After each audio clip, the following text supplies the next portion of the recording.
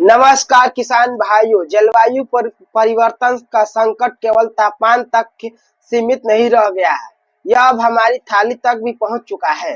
The lesson planetary health journal में प्रकाशित एक चौंकाने वाले अध्ययन में दावा किया गया है कि बढ़ते तापमान और वायुमंडलीय कार्बन डाइऑक्साइड के चलते चावल में आर्सेनिक की मात्रा लगातार बढ़ रही है, जो कि आने वाले सालों में एशिया में कैंसर और गंभीर बीमारियों की सुनामी ला सकती है।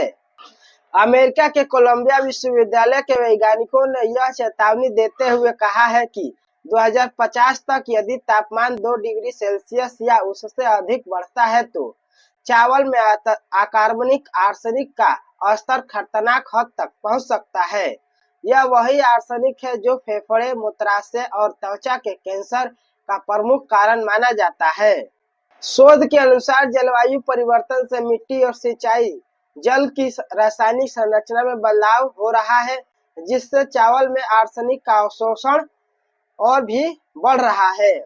चावल पकाने वाला इस्तेमाल होने वाला पानी भी अतिरिक्त आर्सेनिक जोड़ रहा है, जिससे जोखिम और भी बढ़ सकता है। अध्ययन के प्रमुख लेखक और पर्यावरण स्वास्थ्य विज्ञान के एसोसिएट प्रोफेसर लुइस जिस्का ने चेताया कि हमारे निष्कर्ष बताते हैं कि आर्सेनिक के कारण हृदय रोग, मधुमेह और प्रतिरक्षा प्रणाली संबंधित बीमारियों में भी भारी वृद्धि हो सकती है। उन्होंने कहा कि दक्षिण एशिया और दक्षिण पूर्व एशिया के जिन देशों में चावल को मुख्य भोजन के रूप में सेवन किया जाता है, उन देशों के लिए यह चेतावनी विशेष रूप से काफी गंभीर है।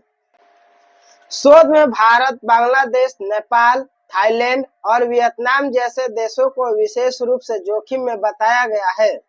28 चावल की किस्मों पर 10 सालों के आंकड़ों के आधार पर यह अध्ययन किया गया है कि अध्ययन में बताया गया है कि चावल में बढ़ते आर्सेनिक के चलते भविष्य में भारत, चीन, बांग्लादेश, इंडोनेशिया, म्यांमार, फिलीपींस और वियतनाम इन 7 देशों में कैंसर के मामले आने वाले दिनों में काफी देखने को मिल सकते हैं। शोधकर्ताओं ने आगाह किया है कि यदि तत्काल कदम नहीं उठाए गए तो स्वास्थ्य तंत्र पर असाधारण बोझ बढ़ेगा।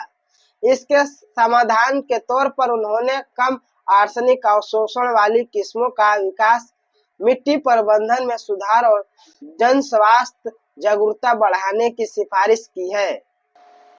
चावल उत्पादन में भारत दुनिया का दूसरा सबसे बड़ा उत्पादक और सबसे बड़ा निर्यातक है। हालांकि जलवायु परिवर्तन से वर्षा आधारित चावल उत्पादन में 2050 तक 20% और 2080 तक 47% की कमी आ सकती है।